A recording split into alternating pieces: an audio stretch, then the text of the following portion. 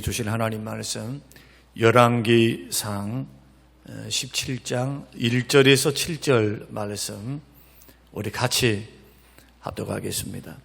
길르앗에 우고하는 자 중에 디셉 사람 엘리야가 아합에게 말하되 내가 섬기는 이스라엘의 하나님 여호와께서 살아계심을 두고 맹세하노니 내 말이 없으면 수년 동안 비도 이슬도 있지 아니하리라 하니라.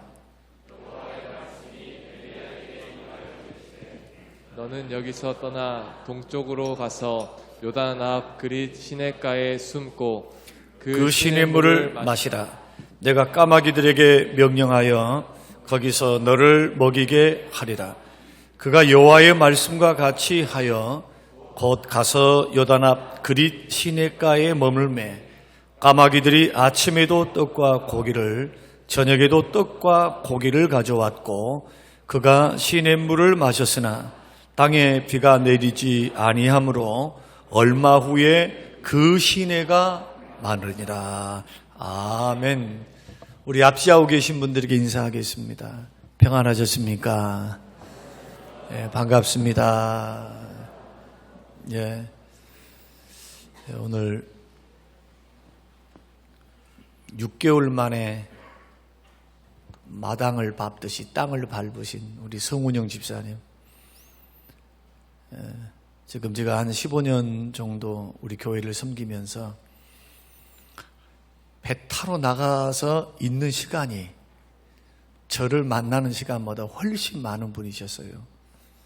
변변치 않게 이렇게 식사 한번 못했었는데 어제 우리 남전도 덕분으로 함께 교제하고 또 식사를 나누고 대화하니까 너무너무 행복하고 좋았습니다. 여기 또 보니까 오래간만에 나오신 분들도 계시지만 한 주간이 얼마나 빠른지 여러분들은 저 안 보고 싶으셨죠? 저는 진짜 보고 싶었어요. 일주일이 얼마나 빨리 지나가는지 사실은 보고 싶으면은 좀 멀게 좀 느껴져야 되잖아요. 왜 이렇게 시간이 이렇게 가지 않나? 이럴 것 같은데 보고 싶은데도 시간은 빨리 갑니다. 굉장히 엄청나게.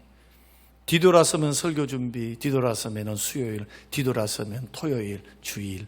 그래서 이렇게 얼굴로 뵙고 건강한 모습으로 서게 되신 거 너무 감사하고 또 옆에 계신 분들에게 건강한 모습으로 예배 드릴 수 있음이 감사입니다. 우리 한번 고백하겠습니다. 건강한 모습으로 예배 드림이 감사입니다. 할렐루야. 어느 날 하나님께서 이름도 없고 빛도 없는 촌사람을 만나셔서 너는 너의 주인이고 왕인 아합에게 이렇게 말해라. 내 명령이 없으면 3년 동안 우로가 내리지 아니할 것이다. 그런 선포를 하게 하셨습니다. 그 당시 상황이 어떤 상황인고 하니 아합이 북이스라엘의 왕이었고 시돈 왕의 딸이었던 공주였던 이세벨이 여왕이었던 이스라엘 백성이 시집와서 아합에게 시집와서 여왕으로 살고 있었던 황후로 살고 있었던 그때에 그리고 종교적으로는 이세벨과 아합이 작당을 해서 하나님을 섬기는 것을 못하게 했습니다. 그리고 북쪽에 있는 이스라엘에 온통 신전을 세워서 바알과 아세라 신상을 섬기게 했고 백성들로 하여금 하나님을 떠나서 온통 우상 섬기게 했던 그 당시 선지자들은 잡아 죽이고 하나님 못 믿게 만들고 오늘날로 말하면 저 북한 정권과 같이 예수 믿으면 잡아가고 예수 믿는 목사는 반드시 죽이고 그리고는 주체사상 사람을 하나님으로 섬기게 만들고 다른 신을 섬기게 만들고 우상을 섬기게 만드는 예수 믿고 하나님을 믿고 살아가는 환경이 굉장히 어려운 믿는다는 것은 목숨을 내놔야 되고 가난을 각오해야 할 그러한 시기에 부름을 받은 겁니다. 그것도 어떤 사람을요? 촌사람을. 이름도 없는 사람. 아버지가 누군지도 몰라요. 디셉이라고 하는 지명이 어딘 줄도 성경은 말하지 않고 있으니까 잘 모릅니다. 그런 사람에게 하나님의 명령을 전하라 말씀했는데 엘리야는 하나님의 말씀 그대로 순종합니다. 그래서 아합에게 가서 똑같은 말을 반복해서 선포합니다. 내가 여호와의 사심을 가리켜 맹세한다. 내 말이 없으면 3년 동안 우로가 없을 것이다. 기근이 있을 거라는 겁니다. 그 기근 때문에 많은 사람이 죽고 고통을 받을 거라는 겁니다. 이것은 목숨을 걸고 외치는 거죠. 왕이 만약에 그 말을 기분 나쁘게 들어서 바로 잡아서 죽인다 할지라도 할 수 없는 힘없는 백성들의 외침이죠.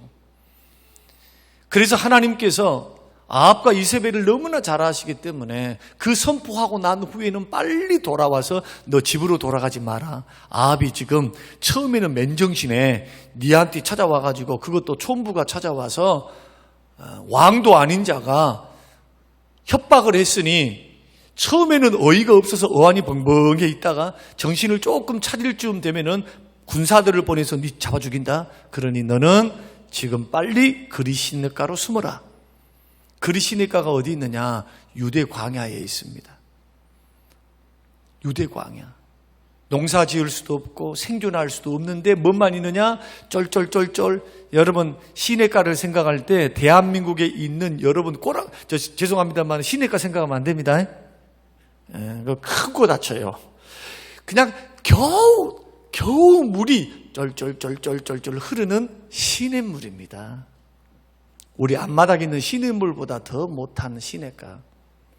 우기와 건기가 분명한 나라고 지중해성 기후이기 때문에 비가 많이 안 와요. 그래서 거기에다 숨겨놓으면 아합과 이세벨이 생각할 때 아이고 저기 생존할 수도 없어. 일주일도 못 버텨 저기는. 그러니 수색의 범위가 한정되어 있겠죠. 거기는 예외를 시켜놔버립니다. 그런데 하나님께서는 기가 막힙니다. 생존할 수 없는 곳에 명령을 딱 내려놓습니다. 너 다른 데 가지 말고 친척집도 가지 말고 너 척박한 환경에 있는 시내가로 숨어 있어라. 그러면서 하나님께서 이렇게 말씀하십니다. 내가 이미 까마귀에게 명했다. 아침 저녁으로 떡과 고기를 까마귀에게 명령해서 먹일 테니까 걱정하지 마. 뭐까지 말씀하십니까? 대안까지 말씀합니다. 그리고 인간적인 상황과 환경으로는 도저히 살 수 없는데 하나님 거기 가면 못 먹고 산대요? 거기 가면은 좋은 것 있어요? 이런 말 하실 줄 알고 이미 먼저 말씀하는 겁니다. 걱정하지 마라. 다 먹고 살 수 있는 거 내가 다 해결해 놨어. 너는 명령에 순종만 해. 순종했습니다. 순종했더니 정말로 거두지도 않고 밥하지도 않고 심지도 안 했는데 까마귀를 통해서 아침 저녁으로 고기와 떡을 하나님이 공급해 주십니다. 그야말로 날마다 은혜를 체험하고 날마다 기적을 체험하는 행복한 시간을 가지고 있었던 사람이 바로 누구입니까? 엘리야입니다. 여러분 엘리야 이전은 어떻습니까? 하나님의 말씀이 희한해요. 들리지 않습니다. 하나님 말씀이. 그 나라와 그 땅이 너무나 타락하고 하나님의 뜻대로 살지 않고 우상을 섬기고 사는 그 백성들 때문에 하나님이 큰 기적 베풀시지 않습니다. 여러분 언제 만나와 메추라기를 먹었습니까? 날마다 공급해 주신 거 먹었습니까? 자기들의 조상 엘리야는 꿈에도 성경책에만 기록되어서 들었고 읽었던 그러한 기적의 현장에 자기를 하나님이 초청하신 거예요. 만나와 메추라기를 통해서 40년 동안 우리 조상들을 하나님께서 이집트에서 출애굽시키셔서 은혜로 살게 하셨단다. 기적으로 살게 하셨단다. 아침에 만나 저녁에는 메추라기를 통해서 먹이시는 놀라운 기적을 하나님 보게 하셨다. 얼마나 놀랍습니까? 그런데 귀로 듣고 전에 듣고 성경으로 읽었던 살아계신 하나님을 자기는 날마다 체험하고 눈으로 보면서 살고 있었으니 신앙생활이 얼마나 행복했을까요? 여러분 그렇지 않습니까? 여러분들이 생각할 때 만나와 메추라기를, 아니 떡과 고기를, 그것도 까마귀를 통해서, 이게 상식적입니까? 비상식적입니까? 비상식적인 환경과 동물을 사용하셔서 살아계신 하나님의 살아계심을 증거하면서 훈련하시고 그에게 하나님의 전능하심을 나타내시는 하나님의 일, 굉장히 은혜로웠어요. 그런데요, 행복이 영원할 것 같고 은혜가 영원할 것 같고 하나님의 기적이 영원할 것 같은데 환경은 환경이고 현실은 현실입니다. 우리에게 주어진 현실은 어떻습니까? 점점 시냇물이 말라가요. 자, 먹고 마시는 것, 자, 특히 떡과 고기를 먹고 생존할 수 있다고 하지만은 그 광야에서 물이 일주일 동안 없으면은 생존을 할 수가 없어요. 물이 말라갑니다. 하나님 말씀대로 순종하고 사는데 자기 눈으로 똑똑히 볼 때 물이 말라가요. 그도 그럴 것이 3년 반 동안 우로가 있지 아니할 것이다. 거기에서 1년이 지나고 1년 반이, 기간은 말하지 않지만 점점 비가 내리지도 않고 이슬조차도, 이슬이 모여서 지중해성 기후니까 낙차가 크지요. 기온차가 저녁과 아침과 낮의 기온 차이가 굉장히 크기 때문에 그 기온의 차이에 의해서 모여든, 돌산에 모여든 그 스며든 물들이 시냇물 위로 쫄쫄쫄쫄 내려오는 것 같고 살았는데 이슬도 내리지 않으니까 점점 메말라버린 환경을 보고 속으로 생각 안 했을까요? 먹을 것은 주셨는데 물은 말라가네. 오늘날 이것이 오늘날 우리의 인생이기도 합니다. 예수 믿고 구원받았습니다. 말씀대로 순종했습니다. 그래서 은혜도 경험했어요. 찬양의 은혜, 기도의 은혜, 교제의 은혜, 전도의 은혜. 기도했더니 응답해 주셔서 병이 고침을 받고 또 직장이 해결되어지고 자녀들이 축복도 받아요. 그런데요, 열심히 믿고 살고 순종하고 살고 은혜를 누리고 살면서도 하나님이 고난을 다 거둬가지 아니하시고 고난과 현실을 허용하사 비가 내리지 않는데 나도 비가 안 내려요. 불신 세계에서 죄 때문에 그 땅이 하나님의 징계를 받는데 나도 고난의 영향을 받더라는 겁니다. 고난의 영향. 그러니까 믿음의 길을 걸어갈 때도 우리에게 문제가 있을 수 있다는 거예요. 은혜 중인데도 하나님의 건강을 고치지 않고 딱 허용해버려요. 하나님께서. 또 다 하나님의 은혜를 주셨는데 자식 문제는 어찌 더 할 도리가 없네요. 다 하나님께서 주셨습니다. 날마다 봉사하고 섬기면서 살아가는데 찬양의 은혜, 기도의 은혜를 주셔서 그냥 예배를 드리며 은혜를 받고 집으로 돌아가는데 집에 돌아가면 현실이 그대로 있더라 이거예요. 현실이. 답답한 현실, 괴로운 현실, 힘든 현실. 그것이 그대로 놓여있는 환경을 바라보면서 오만 가지 생각이 드는 거예요. 줄 때는 언제고 가져갈 때는 언제고. 하나님 이루실 수 있나요? 주님이 주신 은혜를 생각하면 이것 정도조차는 하나님이 그냥 내가 말하지 않아도 기도하지 않아도 해결해 주셔갖고 딱딱딱딱 여호와 이래로 해주시면 얼마나 감사합니까? 그런데 여러분 이거 아신가요? 신앙이 성장을 하고요, 은혜 중에서 성장해 가는 과정 속에는 언제나 겪어야 되고 넘어야 될 과정이 있다는 거. 하나님이 축복을 주실 때 그냥 축복 주시지 않습니다. 하나님께서 살아계신 하나님을 보여주셔도요, 하나님께서 왜 전부를 모든 것을 다 알아서 안 주시느냐. 우리의 믿음을 훈련시키시고 우리를 연단하사, 목적은 두 가지인데 조금 후에 말씀을 드릴게요. 큰 목적이 분명해요. 하나님의 목적이. 그렇게 해서 하나님은 우리를 영광의 도구로 사용하시는 겁니다. 그러니까 이런 환경들이 일어날 때 여러분 많은 생각이 들 수가 있습니다. 많은 생각이, 의심이 들 수도 있고 또 하나님이 나를 사랑하지 않는 것처럼 생각될 때도 있고, 이럴 때 우리는 어떻게 해야 하는가? 다시 말씀드리면 나는 분명히 은혜 중에 있습니다.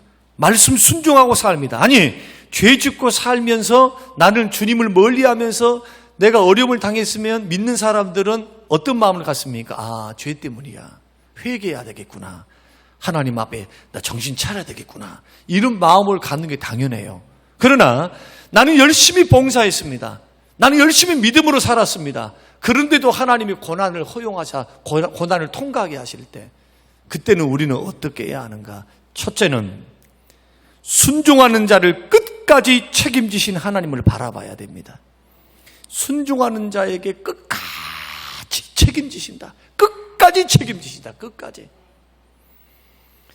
자, 말씀대로 순종했는데 물질이 말라갑니다. 관계가 뒤틀려집니다. 건강에 이상이 생깁니다. 먹고 살 문제가 막혀요. 계속. 근데 하나님께서 어떻게 하십니까?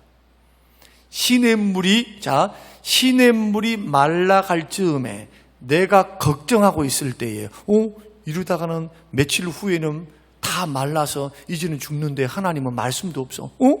이거 이대로 가면 나 어떻게 돼? 내일이 염려되고 미래가 염려돼요. 말라가는 수량을 딱 보면은 이제 끝장이구나. 근데 하나님은 뭔만 하시느냐? 응답은 없고 까마귀를 통해서 떡과 고기만 갖다 주시는 거예요. 하나님 이걸 모르실까?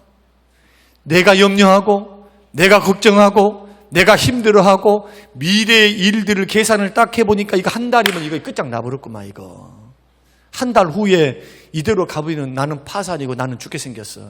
근데 하나님 어떻게 하시느냐? 넘어질 즈음에 시험 받을 즈음에 피할 길을 준비하십니다. 누구를 준비하십니까? 8절과 9절과 10절을 보면은 시돈 땅에 있는 사르밧 과부를 선택하셔서 그 과부를 통해서 떡과 고기와 음식을 제공받고 물을 제공받고 먹고 살 수 있도록 하나님이 시돈 땅으로 보냅니다. 여러분 굉장하지 않습니까? 하나님께서 일하신 것 보세요. 상식을 뛰어넘습니다. 어떤 상식을 뛰어넘느냐? 과부에게 빌붙어서, 그 당시에 과부는 가장 가난한 사람들입니다. 그것도 시돈 땅이 이스라엘 땅이 아닙니다. 이방 땅입니다. 외국에 있는 하나님을 믿는 사람입니다. 예수님이 이 사르밧 과부를 가리켜서 유대 백성들을 굉장히 부끄럽게 하셨어요. 엘리야 시대 때에 하나님께서 그 많은 사람이 기근을 당해서 어려움을 당하고 힘든 일을 당했지만 봐라! 하나님의 은혜가 누구에게 주어졌는가? 사르밧에 있는 과부에게 주어지지 아니했는가?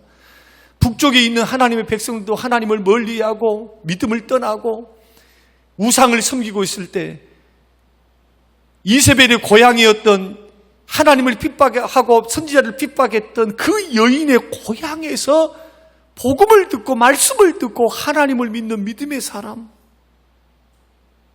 얼마나 기적입니까? 얼마나 놀랍습니까? 그래서 하나님이 사르밧 과부에게 은혜를 베푼 거예요. 우리 백성, 나의 백성이 아님에도 불구하고 하나님을 경외함으로 그 힘들고 어려운 환경 속에서도 하나님의 은혜 주심을 바라보고 걸어가고 있었던 이 과부 여인에게 하나님은 뭘 베푸시느냐? 엘리야야, 너 물 때문에 걱정하고 먹을 것 걱정하지 말어. 내가 내 종을 준비했다. 사르밧 과부에게 가서 너는 그가 주는 음식을 먹고 물을 먹고 살아라. 근데 하나님이 사르밧 과부에게 대책 없이 그렇게 엘리야를 맡기겠습니까? 놀랍게도 엘리야를 보내서 기적과 능력을 베푸사 떡을 공급받도록 축복하십니다. 평생 밀가루 마르지 않는 축복과 은혜를 베풀어 주셔서 그로 하여금 그 기근을 헤쳐나갈 수 있도록 은혜로 주의 종을 섬기는 축복도 받고 말이에요. 하나님의 기적도 체험하고, 그러면서 하나님은 엘리야에게 뭘 가르치시냐? 봐라, 너는 상식과 합리와 논리를 가지고 나를 대하지만 나 여호와는 상식과 논리를 초월해서 일하시는 전능하신 하나님이다. 여러분, 과부에게 무슨 선한 것이 있고 과부에게 무슨 돈이 있어요? 근데 하나님은 그 많은 왕이나 권력자들이나 외국에 있는 그냥 대통령이나 이런 자들을 대동해서 엘리야를 먹이시지 아니하시고, 힘도 없고 돈도 없고 남편도 없고 보호도 받을 수 없고 기근 시에 굶어 죽을 수밖에 없는 가련하고 가난한 여인을 들어서 하나님은 엘리야를 교육하시는 겁니다. 봐라, 나 여호와는 이 여인을 통해서도 너 먹이고 입히고 살리고 세울 수 있는 능력의 하나님이야. 이것을 통해서 하나님은 두 가지 교훈을 주십니다. 첫째는 뭐냐? 주의 말씀대로 순종하면 나의 합리와 논리적인 계산법으로는 도저히 이해가 안 되는데 하나님을 신뢰함으로 그 말씀에 머물러서 그 말씀에는 반드시 말씀하시면 뜻이 있지. 이 말씀에는 하나님의 계획이 있으시지. 하나님은 반드시 합력까지 선을 이루시지.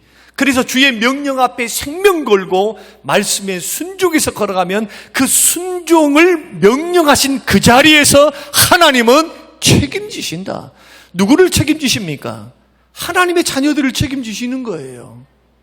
그러니까 여러분들이 속단하지 말아야 될 것은 뭐냐? 지금 분명히 명령받아서 나는 봉사하고 충성하고 예배드리고 남들 놀고 있을 때 나는 예배당에서 기도하고 예배해야 합니다. 남들 다 바깥으로 나갈 때 나는 주의를 지켜서 헌신하면서 하나님 앞에 섬기면서 기도하면서 주의 은혜를 바라보며 나아갑니다. 여러분 같습니까? 묻습니다. 여러분 똑같습니까? 결코 그럴 수 없어요. 똑같을 수가 없어요. 똑같을 수가. 당장의 차이가 안 나서 사람들이 오판한 사람들이 얼마나 많습니까? 하나님의 살아계심을 오해한 사람이 얼마나 많습니까? 그러나 여러분 착각하면 안 됩니다. 하나님은 보고 계시고 다 무게를 다 알고 계세요. 무게를. 이러한 환경 속에서도 환경을 하나님의 말씀을 믿는 믿음으로 나의 생각과 환경을 내려놓고 주의 말씀대로 순종해서 걸어가면 하나님이 어떻게 하시느냐? 하나님이 공급자가 되시고 하나님이 해결자가 되시고 하나님이 너를 붙들어서 사용하고 있다는 표징으로서 기적을 베풀어요. 이것이 까마귀를 통해서라도 하나님은 하나님의 일을 이루시는 하나님의 방법입니다. 언제 하나님께 쌓아놓고 나서 기적을 베푸셨습니까? 요단강 건너가라. 실로암으로 가서 씻으라. 나면서부터 거지되고 안전뱅이 된 사람도 하나님께서 고치실 때 어떻게 하십니까? 믿음으로. 하나님에게는 세상 사람들이 생각하는 방법이 아니어도 모든 것이 기적이에요. 왜냐하면 그 능력이 무한하시기 때문에. 그래서 우리가 걸어가는 이 인생길에서 끝까지 책임져 주시는 그 하나님을 믿으시기를 주의 이름으로 축원합니다. 근데 어떤 자에게? 순종하는 자에게. 끝까지 엘리야는 하나님 말씀이면 토를 안 달아요. 그냥 순종합니다. 믿고 순종해요. 그러나 불순종의 길을 걸어가는 사람들이 있죠. 연단이 길어집니다. 여러분 하나님의 손에서 벗어날 수 있습니까? 하나님의 손에서 절대 못 벗어납니다. 하나님은 나를 다루시기로 작정하셨다면은 내가 하나님과 더불어서 싸울 때, 죄송합니다만 하나님과 더불어서 도전해서 나아갈 때 하나님 절대 못 이겨요. 하나님은 반드시 우리를 다듬어서서 우리를 반드시 만들어 놓으십니다. 그럼 어떻게 하면 좋을까요? 오늘 이 말씀을 들으면 순종의 길을 걸어가셔야 됩니다.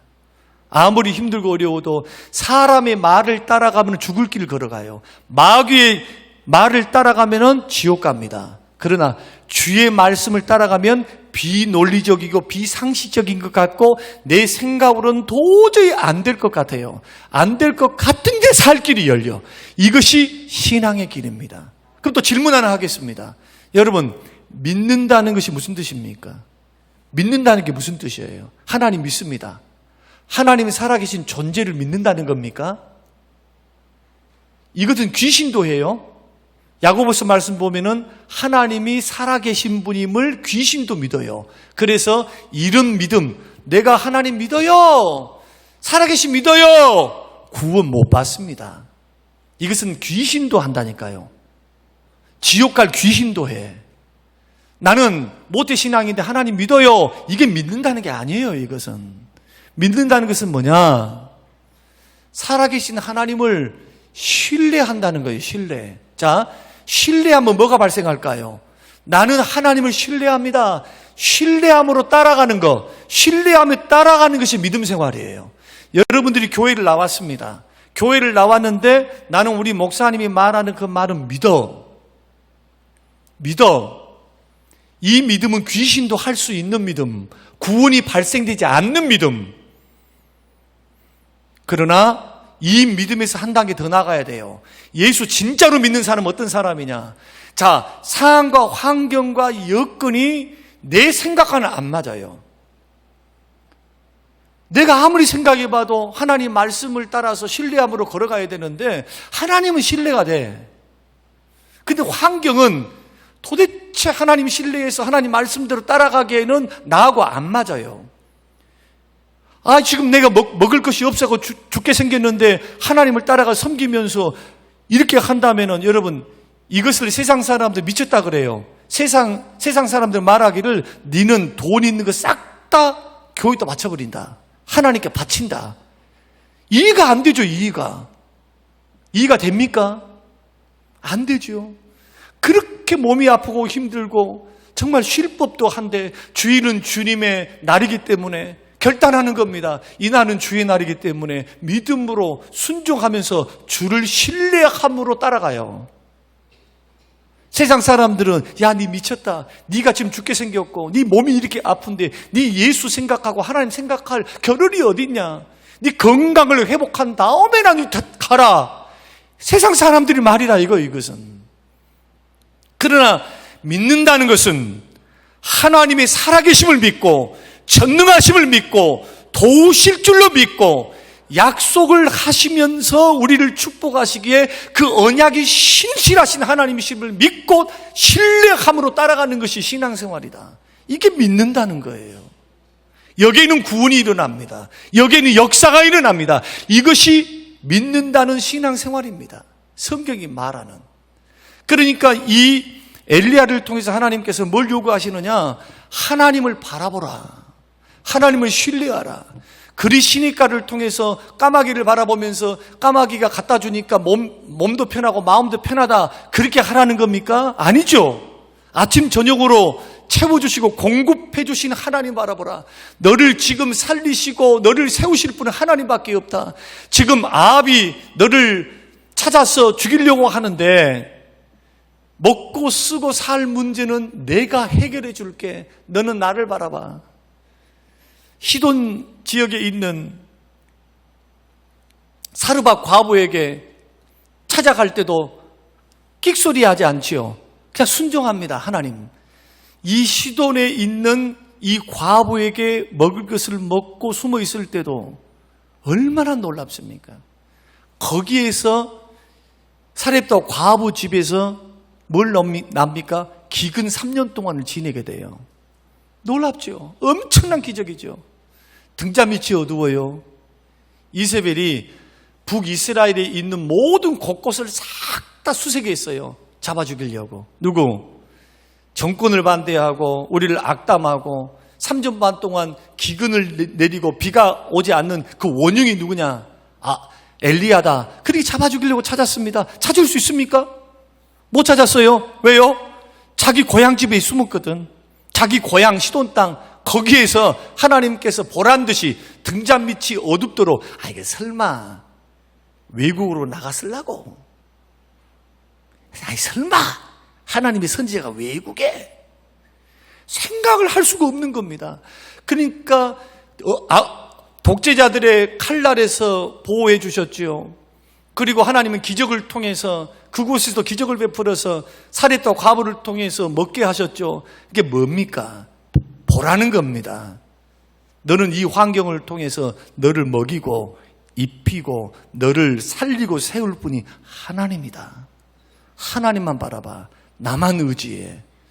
자, 이렇게 훈련하시면서 또 한 가지 훈련이 있습니다. 이 훈련하는 목적이 뭡니까? 그러면 도대체 왜 하나님께서는 이런 주님만 바라보는 훈련을 하게 하셨습니까? 다시 설명을 한번 드리겠습니다. 나는 예수님을 믿고 있습니다. 부지런히 봉사하고 있습니다. 최선을 다해서 나는 헌신하면서 물질 드리고 술 친구들도 끊어버리고 정말 말씀대로 살아가려고 합니다. 근데 하나님은 축복을 주시고 은혜를 주시긴 주시는데 왕창 주신 것이 아니고 은혜를 주시면서도 고난과 어려움을 겪게 하시면서 그 고난을 통과하게 하시더라 이거예요. 왜 그렇게 훈련하시고 연단하십니까?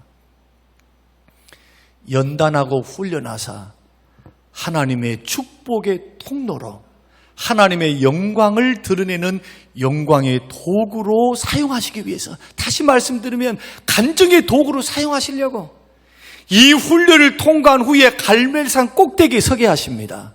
여러분, 이게 중요해요. 그냥 무작정 하나님께서 그냥 훈련도 없고 연단도 없는데 그냥 갑자기 나타나가지고 갑자기 하나님이 그냥 영광을 나타내는 도구를 사용하십니까? 천만의 말씀이요. 천만의 말씀이요. 연단과 훈련의 과정을 겪게 해서 그 고난의 10년 속에서 하나님을 바라보게 하시고 그 하나님을 바라보는 그 하나님의 사람을 통해서 저 갈멜산 꼭대기에서 하나님은 어떤 하나님이심을 보여주시고 만백성에게 선포하게 하십니까? 불로써 응답하시는 살아계신 하나님. 그 도구로 누가 쓰임받습니까? 엘리야가 쓰임받는 거예요. 엘리야가. 그래서 하나님은 연단받고 훈련받았던 전적으로 주를 의지하는 그를 통해서 하나님은 내가 여호와 하나님이 살아계시고 하나님이 응답하신다. 그런 나는 누굽니까? 그러면 살아계심을 증거하고 영광을 돌려드리는 축복의 통로 아닙니까? 사람을 살리는 통로 아니냔 말이에요. 여러분, 믿음의 길을 걸어갈 때 그래서 예수 열심히 믿고 있고 최선을 다해서 헌신하고 있는데 나는 안 믿는 사람보다 더 못 살고 문제가 많을 것 같을 때 절대로 낙심하거나 혼란스러워하지 말라는 거예요. 하나님 지금 뭐하고 계십니까? 연단하고 계십니다. 빚어가십니다. 이때 해야 될 것은 순종입니다. 순종. 내 생각은 이렇지만은 하나님이 더 큰 뜻을 가지고 우리를 인도해 가시리라는 이런 신뢰의 마음을 가지고 주를 신뢰함으로 주를 따라서 보조를 맞춰서 걸어가야 돼요. 이렇게 걸어가다 보면 연단은 끝이 있습니다. 훈련은 끝이 있어요. 하나님이 합당한 때가 딱 되면 하나님 어떻게 하시느냐? 나를 통해서 두 가지 일을 하십니다. 첫째는 나를 통해서 주변 사람들이 딱 볼 때 하나님이 사람이야. 기도 응답의 사람이야. 요셉을 볼 때 저 사람은 하나님이 동행하고 있어. 하나님이 함께하고 계셔.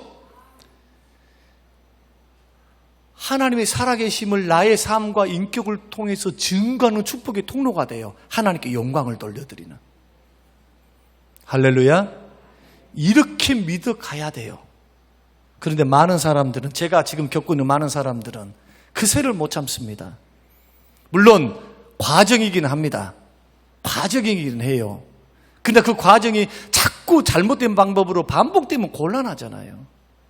하나님 말씀은 분명하고 하나님의 가르침은 이 지름길을 가리키고 생명의 길을 가리키는데 자꾸 청개구리 같이 굴면은 안 되겠잖아요. 이런 말씀을 들으면은 하나님이 이렇게 사람을 다루시는구나. 이 엘리야만 이렇게 다루시지 않습니다. 하나님이 세웠던 사람들을 이렇게 다루어 가시거든요. 이때 하나님을 신뢰함으로 주를 따라서 걸어가면 여러분 기적 봅니다. 기적. 하나님이 까마귀와 같이 나의 생각을 초월하고 상상을 초월해서 까마귀를 통해서 먹이시고 과부를 통해서 나를 살리게 하시잖아요. 이게 어떻게 인간의 한묘한 논리를 가지고 계산할 수 있습니까? 그래서 신앙의 세계는 하나님을 신뢰함과 믿음으로 서는 방법을 배우지 못하면 절대로 인격적으로 체험적으로 주를 못 만납니다. 절대로. 상식적으로만 믿어봐봐요. 30년, 40년, 50년 믿어도 똑같아. 인격적으로 못 만나. 절대로요. 그 원인을 남에게 찾으면 안 됩니다. 믿음 없는 나를 찾아야 돼. 믿음을 그냥 귀신도 믿고 있는 하나님 계셔. 그럼 어쩌라고요? 하나님 계시는데. 이것을 믿음이라, 이게 성경이 말하는 믿음이 아니다니까요. 성경이 말하는 믿음은 살아계신 그 하나님을 신뢰하는 겁니다. 신뢰하니까 주 따라서 걸어가는 거예요. 주님 따라서 인생을 맡기고 드릴 수 있다는 거예요. 이게 믿음 생활이에요. 이게 믿는다는 겁니다. 이게 이런 사람을 통해서 하나님은 역사하시고 기적과 능력을 베푸십니다. 그리고 왜 고난을 허용하시느냐? 이 고난을 통해서, 연단을 통해서, 훈련을 통해서 또 한 가지 하나님만 바라보라 라는 것이 아니라 고린도후서 1장에 보면은 사도 바울이 그 해답을 달아놨어요. 나는 아시아에서 살 소망이 끊어졌다. 나는 이제는 죽게 생겼다. 나는 엄청난 채찍을 맞고 핍박을 당하고 배가 파선해서 일주일 동안 이 물속의 풍랑 속에서 2번이나 그렇게 생사를 넘나들면서 죽을 위기를 경험했다. 살 소망이 끊어져가고 이제 나는 죽었구나. 아시아 선교를 할 때. 그런데 이 고난을 허용하셨던 그 이유를 내가 보니까 2가지더라. 첫째는 이제는 인간 의지하지 마라. 사람 의지하지 마라. 너를 살리시고 세우실 온전히 살아계신 하나님만 의지하게 하려고. 할렐루야. 하나님, 살아계신 하나님만 의지하게 하려고 하나님께서 그 위대한 종을 죽을 고비의 환경 속에 놓이게 하셨다는 거예요. 그리고 그 고난을 왜 겪게 하셨을까? 야야, 네 나 믿으면서 나 섬기면서 많은 고난 받았지, 은혜도 많이 받았지. 네 명심해라. 내가 은혜만 너에게 준 게 아니라 이 고난 중에서도 내가 너와 함께 한 거 봤지. 이 고난 통과하면서 앞으로 네가 살아갈 때 이제 남들 좀 생각해. 형제들 좀 생각해. 네가 고난 당하니까 어떻지? 나의 위로가 굉장히 위로를 줄 때 너는 힘을 얻었고 너는 너무 좋았지. 마찬가지로 고난 중에 있는 형제들을 위로하는 위로자가 되거라. 평생 사도 바울은 그래서 나는 위로하리라. 형제들을 위로하리라. 하나님께 받는 위로로서 고난 중에 있는 형제들을 위로하는 자. 내가 하나님 앞에 위로를 받았어요. 그 받는 위로를 가지고 고난 중에 있는 형제들을 위로하면서 하는 거, 그러려고 고난을 허용하셨다. 얼마나 감사합니까? 그래서 순종하면서 걸어가면서 끝까지 책임져 주시는 그 하나님 은혜를 우리가 누리고 살면서도 우리는 잠깐의 고난과 어려움들을 당할 수가 있습니다. 그럼에도 불구하고 세 번째, 그럼에도 불구하고 하나님은 구체적으로 필요를 채워 가십니다. 구체적으로. 이것은 믿음으로 살아봐야 알아요. 아무리 제가 이론으로 말해줘도 몰라요. 믿음으로 결단하면서, 믿음으로 말씀과 기도를 통해서 결단하면서 주와 동행하며 걸어가야만 이 말이 무슨 말인가를 압니다. 그러나 이런 설교니까 이론적으로 설명드릴게요. 저와 여러분이 지금 걸어가는 길은 주님이 여러분의 손을 붙잡고 걸어가는 길입니다.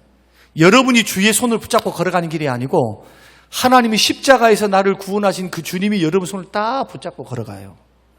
그런데 그 하나님은 인격의 하나님이시기 때문에 마지못해 걸어가면 주님께서 질질 끌고 안 갑니다.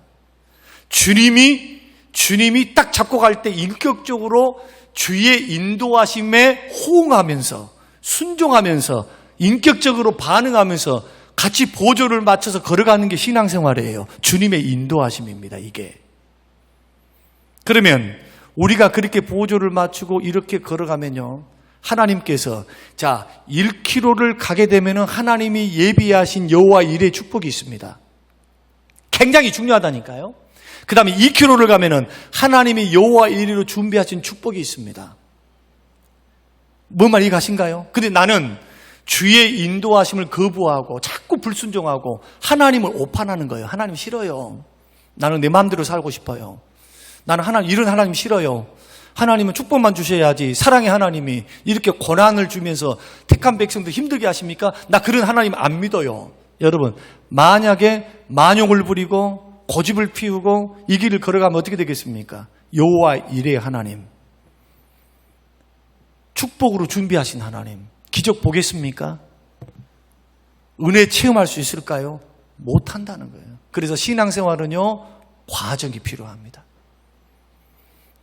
여러분 지금 신앙생활, 천성을 향해, 상급을 향해, 구원을 향해 여러분 걸어가고 있습니다. 지금 완성된 게 아니에요. 그 길에 끝까지 책임져 주시는 그 하나님은 이미 말씀을 통해서 약속하셨으니까 우리가 해야 될 것은 뭐냐? 오판하지 마라. 은혜 중에 고난이 온다고 낙심하지 마라. 끝까지 해야 될 것은 뭐냐? 믿음의 길을 걸어갈 때 순종함으로 그 길을 걸어가셔야 돼요. 저는 오늘 이 자리에 계신 분들 중에 한 사람도 탈락하는 사람이 없게 되시기를 주의 이름으로 축원합니다. 주의 은혜의 손 안에 붙들려서, 말씀 안에 붙들려서 주님이 가르쳐 주신 그 원리대로 걸어갈 수 있게 되시기를 바랍니다. 이런 확신을 가지고 오늘 묵묵히 주와 함께 동행의 길을 걸어가 보세요. 걸어가면 기적의 하나님, 은혜의 하나님, 채우신 하나님, 구체적으로 인도하신 하나님을 만나가는 즐거움이 있어요. 아, 하나님이 이렇게 역사하셨네. 하나님이 이렇게 인도해 가시네. 할렐루야. 하나님이 딱 막으십니다. 막을 때는요, 절대 낙심 안 합니다. 어떻게 하느냐? 무릎 꿇고, 하나님, 무슨 뜻입니까? 주님, 제가 어떻게 할까요? 왜냐하면 선의 길로, 축복의 길로만 인도하시니까. 막혀 있다면, 하나님, 어떻게 할까요? 좀 쉬어갈까요? 돌아갈까요? 하나님, 길 알려주세요. 진정한 신앙이 이때부터 출발되는 거예요. 인격적인 신앙이. 오늘 이 말씀 여러분 기억하시면서 맹목적으로 하나님 믿지 마세요. 맹목적으로 믿는다고 믿어지는 것이 아니에요. 진리 되시는 하나님, 성경을 통해서 말씀하신 그 하나님 믿으십시오. 이런 믿음 안에 끝까지 인도하신 하나님 만나서 정말 기적을 보시고 여호와 이레에 준비된 축복을 받는 우리 모든 성도님들이 꼭 되시기를 주님의 이름으로 축원합니다.